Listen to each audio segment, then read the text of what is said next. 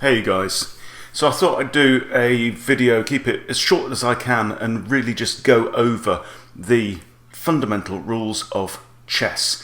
There's a lot of people right now who are keen to get back into the game, having watched the Queen's Gambit on Netflix, which is absolutely brilliant.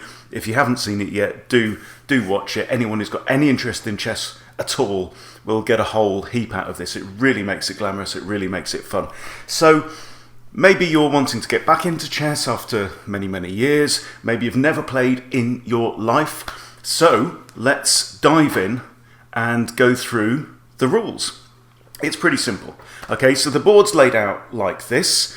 It always starts the same way. White is right. There's always a white square on your right hand side, and the same goes for your opponent. Okay, that's the way around the board goes. Queens always start on their own colour, so if I'm white, then my queen starts on a light square. If I'm black, then my queen starts on a dark square. Next to the queen you have the king, so the king always starts on the opposite colour, and then flanking them you have two bishops, then you have two knights, and then you have two rooks. So we'll go over what these pieces do and how they move and everything like that. So the game is played in consecutive turns. White always starts first, and then black gets one turn, white gets one turn, black gets one turn, as I'm sure you've seen. Okay, so let's start going through the pieces. So you've got 8 of these little fellas. You've got 8 pawns, and pawns are maybe the least important piece on the board in terms of their individual power, but they do have a very strong influence over the game. Now, the thing you have to remember about pawns, the thing that's unique about pawns, is that pawns can only move forwards. They cannot retreat, okay? And when a pawn starts, it can move either 2 squares. You see, when I select this isn't the chess.com analysis board, right? It shows me the 2 squares that I can go to. So when a pawn is starting from its own home rank, so in the case of white, this is the 2nd rank on the board, and in the case of black, it's this one, the 7th rank, okay? So when a pawn is starting from its own home rank, it may move 1 square, right? Or it may move 2 squares forward, okay? After that point, it can only move 1 square at a time, okay? But obviously I can't move now because it would be illegal. White has had his move, now black has to move, okay? So let's say that black moves his pawn forward too, okay? Now white might move this pawn forward, okay? So that's how pawns move. Let's now develop a couple of pieces. So these are the knights. You'll see how they move. So knights always move 2 squares in one direction and then 1 to the side. Okay, 1 at 90 degrees. Okay, and now say, okay, so now we have a situation where my pawn here on e4 can capture. So pawns only capture diagonally. Okay, so this pawn is actually guarding this square, and it's guarding this square. Okay. Now, if I want to capture, I take my piece, I remove the other piece, and I have now captured that pawn. All right. So that's how pawns take. Now, but there is a special case. So let's say that this knight moves out to here, and now white moves a bishop. Bishops move diagonally. We'll go over that. Okay. Now here's a special case. This is called en passant. So it's a French word which means in passing. Now let's say that black now chooses to play his pawn 2 squares forward. Okay. Obviously, it goes without saying that white is moving up the board and black is moving down the board, if you're from the white perspective. Now, because black has just moved this pawn 2, okay, this pawn has passed through the c6 square, which is guarded by my white pawn, okay? And in this situation, and only in this situation, when a pawn, an enemy pawn, has moved 2 squares at once from their home rank, so from the 7th rank in the case of black, and you have a pawn that is guarding the first of those squares, you may capture the pawn. You can capture it as it passes, okay? And that's a very, very particular case. Now let's play some very poor moves for black. And I'm going to, look, there's another pawn I can capture. Okay, and then I'm going to move this bishop out here. Okay, you can see bishops move diagonally, so this bishop can go to here or to here. Okay, let's see, my bishop moves out to here. And now, here's another thing. Promoting pawns. This is the other special thing about pawns. If a pawn manages to get all the way across the board to its opponent's back rank, okay, so if I'm white, if I can get a piece to the 8th rank, if I'm black, if I can get a pawn to the 1st rank, then you get an option. So I'm going to capture this rook now. And now look, it's saying I can promote, if I wish, my pawn to another piece. You can't promote it to a king. You can only ever have one king on the board, right? So very often you'll go, I want it to be a queen. So that is called queening. And now I actually have 2 queens on the board. So that's promoting pawns. You'll usually want a queen because the queen is the most powerful piece, as we will see. In some unusual examples, you might under-promote. So you might choose to go for a rook or a knight, perhaps. Okay, so that's the pawns. That's how pawns work. Now, very often in games, what you'll aim to do is... he's in check, so it has to move. Okay, you'll aim to get your pawns into a kind of structure where, because they defend or attack, because they control the squares that are diagonal to where they are, then very often what you'll want to do is you want to create a structure kind of like that, where each pawn is actually protecting its neighbour on the next file. Okay, so that's pawns. Let's look briefly at rooks. Okay, so I'm going to move this pawn out here, this pawn out here. Now rooks, these are the guys in the corner. We've got 3 left on the board because I've captured that one on an A8. And rooks can move forwards, backwards, side to side. Okay, but only in one direction in each move. So this rook can move like a pawn. It can go to that way. In fact, it's not his turn, is it? Look, it's black's turn. So that rook can go to there, or it can go to here. So here's how the rooks move. Rooks can go there, there. Now it can go sideways. This rook can go sideways. Let's move that queen out of the way. Okay, and now the rook can go all the way across the board if it wants to. Oh, it can't because it's not its turn. Okay, now it can. Okay, so you can see when I click on the piece, it can move to here, or it can move to any of these on the 6th rank. Okay, so rooks are pretty powerful pieces, and particularly at the end of the game as well. So that's how rooks move. And if a rook lands on another piece like that, no. Okay, it captures the piece comes off the board, right? So that's how rooks work. Let's talk about bishops. We've mentioned them briefly. All right, so bishops move diagonally.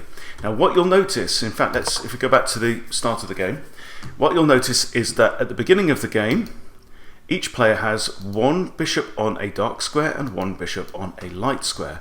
1 bishop on a light square there, 1 bishop on the dark square. Now, because bishops can move only diagonally, when I click on this bishop, it's blocked off by a pawn there on g2, so the only option it's got is this whole diagonal here. Okay, so my bishop can move if it wants to there, for example, and black's bishop can now move out to here. Right? My bishop can move back to there. So it can move diagonally, forwards, backwards. Okay, but what you'll notice, because it can only move diagonally, this bishop, this light square bishop, will always be a light square bishop. It cannot actually go onto dark squares, because the only squares in a diagonal direction from where that bishop is are also light squares. And likewise for this dark square fellow here. Right? He can only, that bishop will only ever be able to occupy dark squares on the board. Right? Now that's going to be more important as you get more into the game. But that's bishops. That's how bishops move. Obviously they capture diagonally as well. you know, so bishops can move like that, and so on. Okay, so let's talk about knights, because knights are interesting. As we mentioned before, knights move in an L shape. It's 2 squares in one direction, and then off 1 square off to the side. So this knight can go to there or there. This knight can go to there or there, and likewise for the knights on the black side of the board. Right? These are the pieces that they can go to start with. So when you've got a knight that's in the middle of the board, say, like this, okay, knights like to be in the middle of the board because that gives them the maximum squares where they can go to, and here are all the squares that this knight can now control in the middle of the board. Right? Maximum of 8 squares that a knight can control. Now, if you've got a knight, let's say here on the side of the board, right? Let's move this. Now, when I click this knight, you can see it's actually only got 2 squares it can go to, because I cannot land on the same square that another one of my pieces is on. All the rest, so I can't go to this F1, and I've only got these 2 that are actually available. All the others are actually off the board, all the other places where my knight could go. So knights like to be in the middle of the board where they can control up to 8 whole squares. And obviously, if a knight lands on a piece, it captures that piece. Okay, but now let's see, this bishop could capture the knight. Okay, there we go. So that's the knights. The queens. Queens are the most powerful piece on the board, right? So a queen can choose whether it moves like a bishop or moves like a rook. It can do both, okay? But not, it can move either diagonally or straight line in any move, okay? So this queen can come to here. And I'm going to move a pawn forward so that I can get the other queen out. And now it can move sideways, right? So if you see these dots on the board, these are all the squares that this queen can go to, right? It can go to any of these, right? And that is what makes it the most powerful piece. And it's also protecting these, and it's also potentially attacking that square and attacking that square. So queens have a lot of control over the board. So you really, really want to be careful not to lose your queen. Okay, let's talk a bit about the king. The king is actually the most critical piece on the board, because if your king gets lost, then you lose the game. Okay, we're going to talk about how to win later. So a king, you can see here, there are 3 squares that the system has told me I can move to. A king moves like a queen, so it can move in straight lines or diagonally, but only 1 square at a time. Okay, whereas the queen can move all the way over to that side of the board legally, right? A king can only move 1 square at a time. 1 square, that's it, but in any direction, okay? Now, the other thing that we need to talk about is castling. We're getting near to the end of the rules now. It really isn't all that complicated, okay? So, what we're going to do is we're going to show you castling. And I'm going to move some pieces out onto the board. Let's do this. Okay, now the kings. So basically, what happened a long time ago, people realised that chess players were spending a lot of time kind of rearranging their rooks to get their rooks into the middle and their kings into the corners of the thing. So they came up with a new rule called castling, which means that when you have a king and a rook, right, and neither of them have moved, this is very important, then they can swap positions like this, right? Okay, let's show you that again. Ooh. Right, you move your king to g1 and the rook swaps to the king's other hand side. The other interesting rule about this is that you can't do it if the king would be passing through any square where it is attacked, right? So let's say I attack this bishop, bishop takes there, I move this pawn here, bishop comes to here, right? Now, my king now cannot go to there, Okay, it's saying that's illegal, I can't do it, because this bishop is attacking or controlling that f1 square. So you cannot pass through check when you're castling. Okay, now let me show you castling on the queen side, because it's slightly different. Okay, so the queen comes out to there, say, and there we are. Now, what happens on the queen side, you can see that on the king side there are 2 squares between the king and where the rook started. Here there are 3 squares, okay? But the king always moves 2 squares, and then the rook always moves to the king's other side and immediately adjacent to the king, okay? So that is castling. You can't castle through check. You also can't castle out of check. So if the king is being attacked at that point, okay, so let's find a way to attack the king, okay? So let's say he does this, and I capture that pawn with a bishop. The king is now being attacked, right, by the bishop. And if I try and castle now, no, it's not letting me, because that would be an illegal move, all right? That's pretty much all you need to know about castling. Now, checkmate is one way to win the game. It's the major way to win the game. Other ways include, for example, running out of time and stuff like that. So what checkmate it means is that the king is under attack. So on your opponent's next go, they could actually capture the king. The king never actually gets captured because the game ends before then. So if on the next go a piece could capture the king, and the king has nowhere to go or no way of getting to a situation where there isn't a piece attacking it. Okay, so right now this king is under attack, so it's in check. Okay, and the king has to, now it actually has to move. So we've got 2 options. One option is the queen could capture the bishop, and that stops the king from being under attack. Another option would be for the king to move away, out of line of the bishop. Okay, so both are absolutely fine and valid. So let's try and manufacture a checkmate situation. Okay, I'm just going to play some awful moves. Okay, I'm going to bring my queen here, and let's say put my bishop to there, for example. They're attacking the rook, rook moves. Okay, now you can see this square here, d7, is defended by the knight, and if my queen comes into that, okay, that is checkmate, because the king is under attack. Okay, the king can't move to here because the knight and the queen are still covering that square.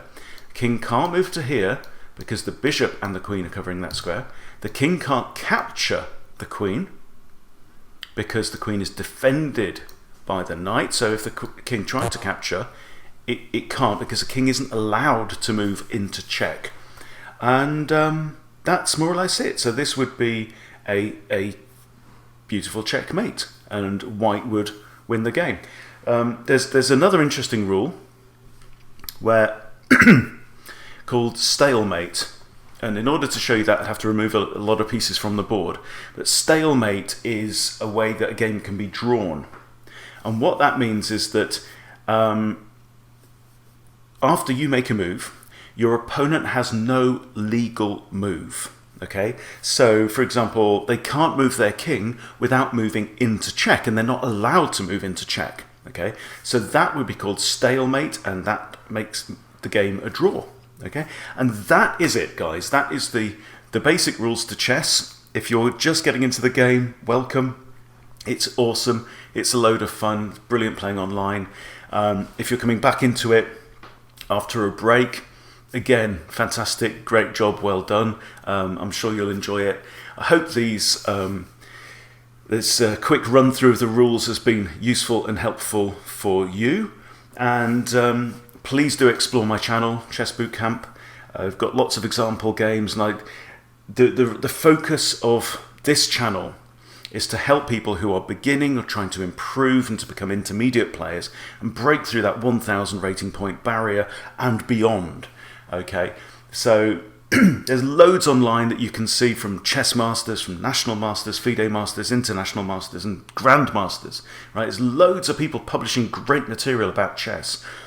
But in my experience, when I was trying to improve and get through 1100, 1200, for example, I found that sometimes following really, really good players can actually be confusing and actually make it almost more difficult for you to improve. What I needed was something slower where I could understand the thought processes of an improving player. So that's what I'm trying to do. So that's why I create my videos.